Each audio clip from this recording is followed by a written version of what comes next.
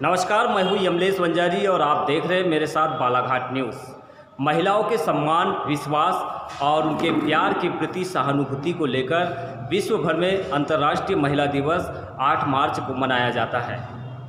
यह दिवस खास इसलिए भी है क्योंकि इसी दिन राजनीतिक, आर्थिक और सामाजिक आंदोलनों को लेकर महिलाओं का एक मूवमेंट चला था जिसे फेमिनिस्ट मूवमेंट कहा जाता है।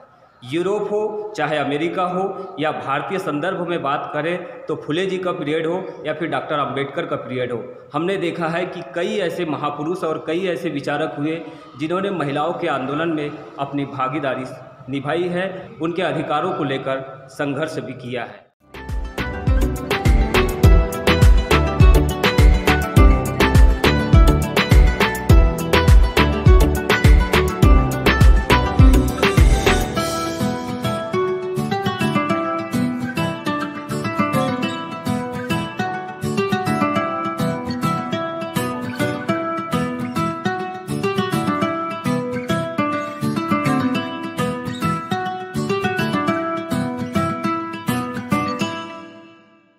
तो आज मैं आप लोगों के बीच उपस्थित हूँ समता भवन बालाघाट से और मेरे साथ में कुछ बुद्धिस्ट महिलाएं हैं। इन्हीं के बीच मैं अपने विचारों के माध्यम से और अपने सवाल रखूंगा, जो कि महिलाओं का जो दिन है, खास दिन जिसको हम कहते हैं अंतर्राष्ट्रीय महिला दिवस, जो कि कल मनाया गया। आज 9 मार्च का दिन है, लेकिन मुझे विशेष आग्रह किया गया था कि महिला दिवस पर एक रिपोर्ट प्रस्तुतिकरण की जाए। इसी को लेकर मैं इन महिलाओं के बीच में पहुँचा हूँ। तो यहाँ पर मेरे साथ कुछ महिलाएँ हैं, इनसे जानेंगे हम कि भारत में किस तरह से महिलाओं के डेवलपमेंट की ज़रूरत है और कौन कौन से ऐसे अधिकार हैं जिनको लेकर वे आज भी संघर्ष कर रहे हैं। मेरा नाम है एडवोकेट पद्मा सूर्यवंशी।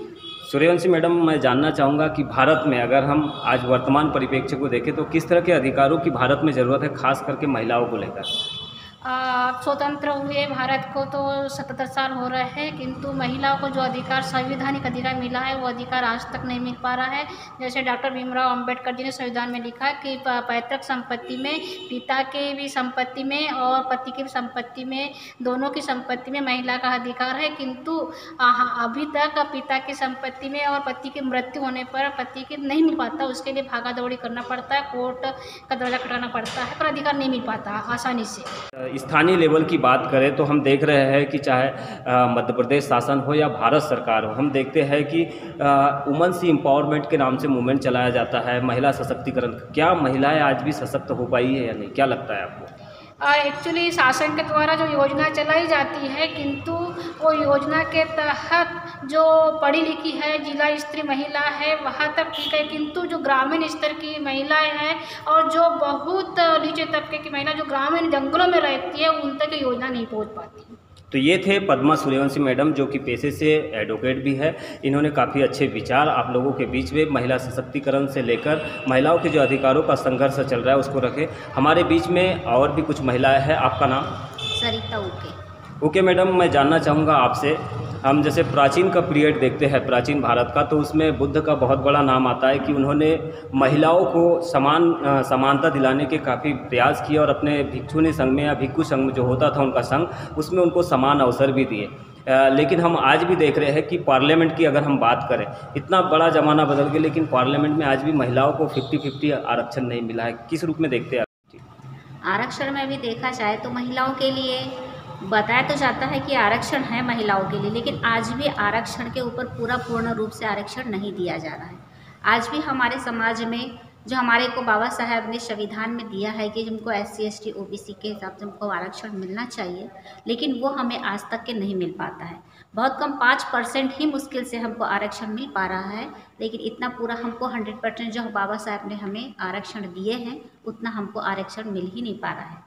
बाबा साहब ने एक और बात कही थी 1927 में कि भारत के संदर्भ में कि अमेरिका जैसे देश में, यूरोपियन कंट्री में 250 साल लगे वोटिंग राइट्स को आने के लिए, लेकिन भारत में बाबा साहब ने बहुत जल्दी इन वोटिंग राइट्स मिलाए और महिलाओं को वोट का अधिकार मिला।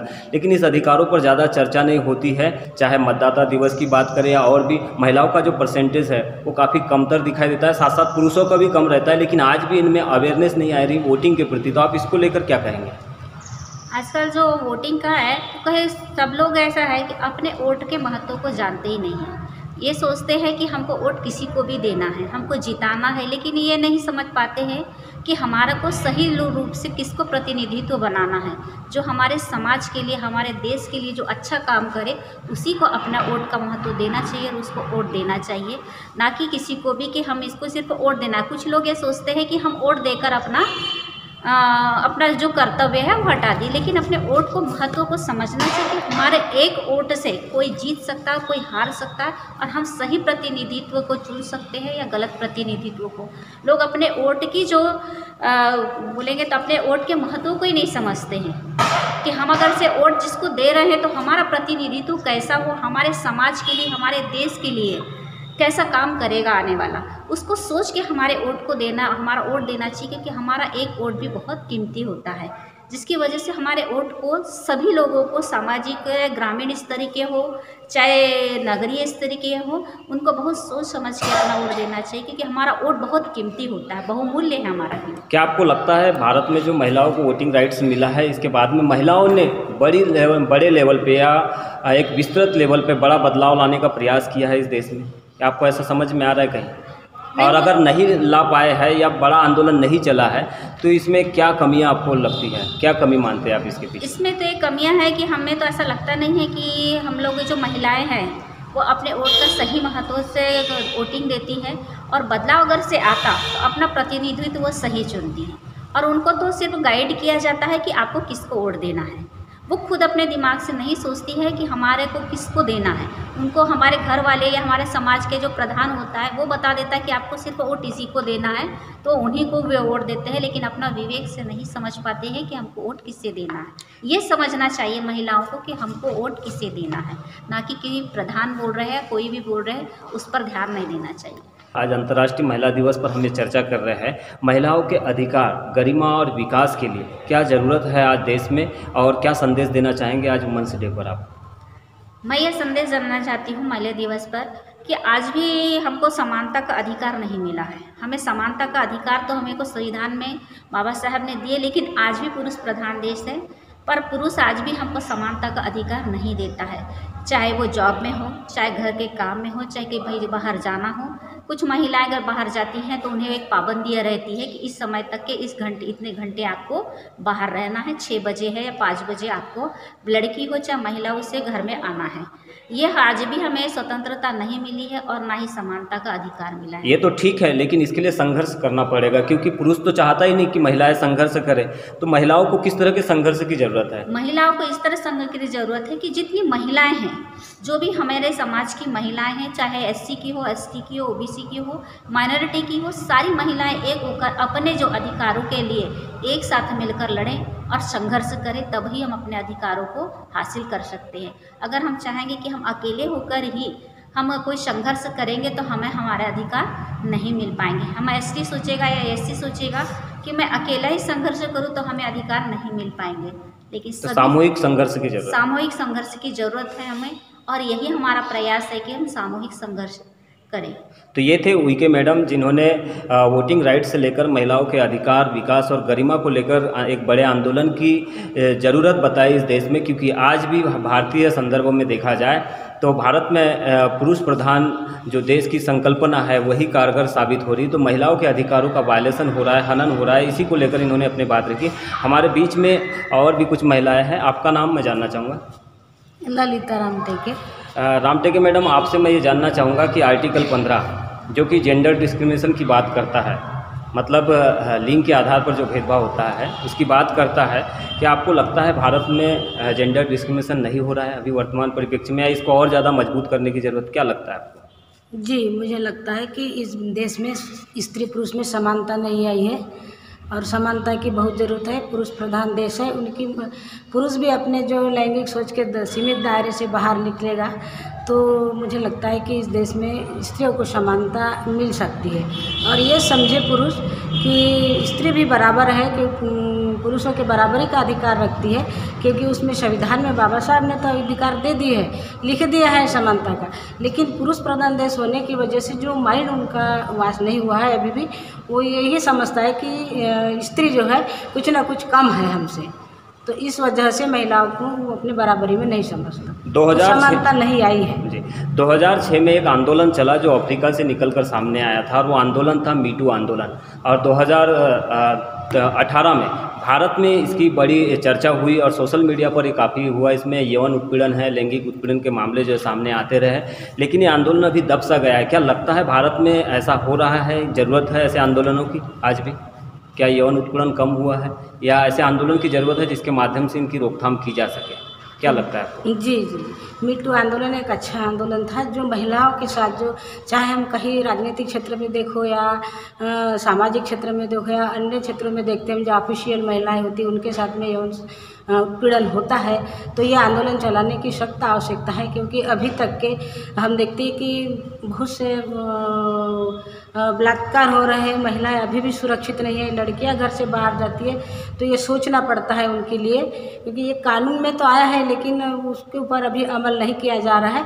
इसका इसलिए मीटू आंदोलन जैसे चलाने की महिलाओं को ज़रूरत है, पुरुषों को भी ज़रूरत है और शासन भी अपने इसमें लाए ताकि इसका डर बना रहे और जो ये ऐसे बलात्कार और महिलाओं के साथ में जो शोषणीय ऐसे ना हो। सवाल मेरा ये है कि 1979 में एक कन्वेंशन हुआ और वो कन्वेंशन था elimination of against women's discrimination, मतलब महिलाओं के खिलाफ में जो अपराध होते हैं उनको रोकथाम के लिए कन्वेंशन हुआ था संयुक्त राष्ट्र में। क्या लगता है भारत में इस कन्वेंशन की ज़रूरत है और इसके ऊपर में लॉ बनाने की ज़रूरत है ताकि महिलाओं के प्रति जो बढ़ रहे अपराध उनको रोका जा सके? क्या लगता है, आपका क्या नज़रिया है इस विषय पर? बहुत ज़रूरी है, इसलिए क्योंकि हम देख रहे हैं कि दिन ब दिन ये जो महिलाओं के प्रति जो सोच है पुरुषों की, मुझे लगता है कि बदली नहीं है, बल्कि जो जिस तरह से बलात्कार हो रहा है, यौन उत्पीड़न की घटनाएं दिन ब दिन बढ़ती जा रही हैं, तो ये इंसान के हमारे ख़ास तौर पे हमारे भारतीय जो सोच है पुरुषों की, वो उसका एक परिचायक है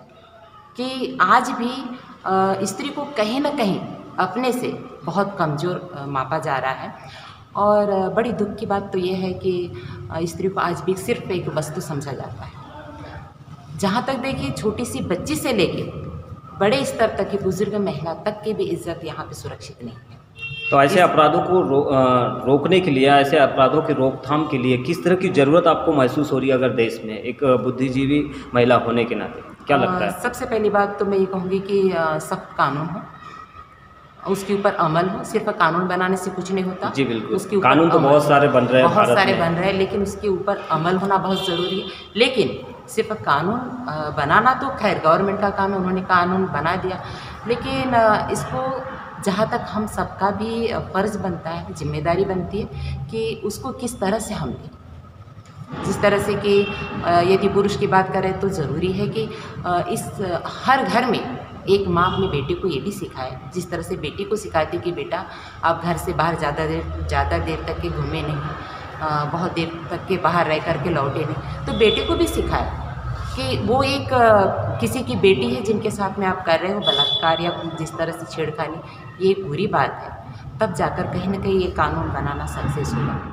आज विश्व महिला दिवस इस अवसर पे आप ये रिपोर्टिंग कर रहे हैं, तो मुझे सबसे पहले तो धन्यवाद, या हम उनके ऋणी हैं जिनका मैं नाम लेना चाहूँगी, डॉक्टर बाबा साहब अम्बेडकर जी। यदि ये ना होते तो आज भारतीय महिला की जो स्थिति है, जो ऊपर तक जो स्तर पे आ चुकी है, वो आज नहीं आ पाती।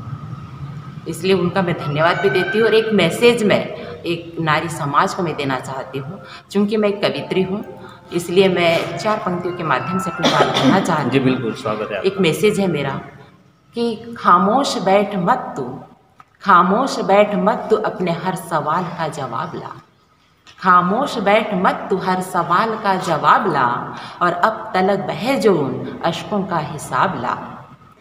और कह रहा है ज़मीर तेरा दे के रब का वास्ता, हिला दे सारी कायनात तू इंकलाब ला, हिला दे सारी कायनात तू इंकलाब ला।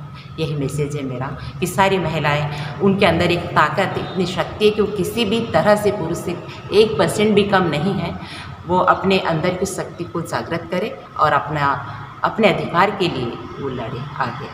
संवैधानिक भारत की बात हम करते हैं और लोकतांत्रिक भारत की भी बात करते हैं, लेकिन लोकतंत्र में और संविधान में जो महिलाओं के लिए निहित अधिकार है उन अधिकारों को अभी तक पूर्ण रूपेण लागू नहीं होना किस रूप में मानते हैं आप, और उन अधिकारों के प्रति किस तरह की सोच बननी चाहिए देश में महिलाओं के प्रति, जाके उन अधिकारों के प्रति संघर्ष खड़ा हो देश में और महिलाओं को अधिकार मिल सके? क्या लगता है आपको? महिलाओं के जो हक और अधिकार हैं हमारे अकॉर्डिंग टू कॉन्स्टिट्यूशन जो बाबा साहब ने हमारे संविधान में लिखे हैं, वो जितना दिया गया है लेकिन उतना मिला नहीं है महिलाओं को। मुझे लगता है कि हमें आंदोलन करना चाहिए। जितनी हमारी SC, ST, OBC माइनॉरिटीज़ जितनी महिलाएं हैं, और वो कहीं ना कहीं बहुत पीड़ित है। नहीं, पीड़ित तो सभी महिलाएं पीड़ित हैं। केवल एक जाति वर्ग धर्म इसे की नहीं है, तो सारी महिलाओं का दुख और दर्द की बात है। तो महिलाओं का लेकिन जो महिलाओं का जो शोषण होता है, बलात्कार होता है, जो जलाई जाती है, वो अधिकांश बहुजन की महिलाएं जलाई जाती है। जितना हमारा सर्वे जो हम अभी सामाजिक जाते हैं तो देखते हैं, महिलाएं अपना दुख बताती है तो समझ में आता है। तो ये समझ में आता है कि जितनी अपनी दलित महिला है, जितनी SC, ST, OBC जो माइनॉरिटीज़ महिला है, वो अधिकांश जलाई जाएंगी दहेज के लिए, या बलात्कार होता है, उनका शोषण होता है। तो ये सब क्यों होता है? इसके पीछे जो पुरुषों की मानसिकता है ये बदलनी चाहिए। मानसिकता तो प्रमुख कारण है ही, वो समझ रहे हैं, लेकिन क्या इसके लिए किस तरह के बदलाव की ज़रूरत आपको महसूस होती है? आप अपने शब्दों में बताएं हमें कि किस तरह की ज़रूरत, बदलाव जो है एक्चुअल में कैसे आना चाहिए जिससे कि ये बदलाव हो और ये सारी चीज़ें जो आप बता रहे हैं ये रुक सके, कैसे? बदलाव तो सबसे पहले हमें अपना सामाजिक धार्मिक तो है ही स्ट्रांग, लेकिन हमें अपना राजनीतिक सत्ता पे आना ज़रूरी है। और सत्ता पे जब हम आएंगे तो हम अपने हक और अधिकार को सुरक्षित कर पाएंगे। कहीं ना कहीं हमारे बहुजनों के संगठन इतने ज़्यादा बन चुके हैं कि हमारे जो मत है, हम अपने मतों का सही उपयोग नहीं कर सकते, और इस कारण हम कहीं ना कहीं से पिछड़े हुए हैं। और कॉन्स्टिट्यूशन में हमारे जो अमेंडमेंट हो रहे हैं वो पूरे हमारे अपोजिट हो रहे हैं। लेकिन अमेंडमेंट का अधिकार तो सरकार को है। नहीं, वो तो है जी, लेकिन वो अपोजिट नहीं होना चाहिए ना। आपको कैसा लगता है किस तरह के अमेंडमेंट होना चाहिए? सबके हित में होना चाहिए। सबके मतलब देश के हित में होना चाहिए, सारे लोगों के हित में होना चाहिए। तो अभी आपने मेरे साथ सुना बहुजन महिलाओं को, जो कि बालाघाट नगर के निवासी है, और इनके बीच में हमने आज अंतर्राष्ट्रीय महिला दिवस के संदर्भ में कुछ सवाल लेकर आए थे जिनके ऊपर इन्होंने बखूबी जवाब दिया। तो सारे महिलाओं का जो विचार सामने आया है उसके आधार पर मैं अगर बताऊं तो मेरा ऐसा मानना है कि भारत में महिलाओं को अगर सुरक्षित रखना है, उनके अधिकारों के हनन को रोकना है, तो सबसे बड़ी चीज़ एक बात सामने निकल कर आई है कि वो है कि भारत में पुरुषों की मानसिकता ठीक होना ज़रूरी है। जब तक पुरुषों की मानसिकता ठीक नहीं होगी तब तक इस देश में बड़ा बदलाव नहीं आ सकता, चाहे वो आर्थिक लेवल पर हो, चाहे राजनीतिक लेवल पर हो, या सामाजिक स्तर पर।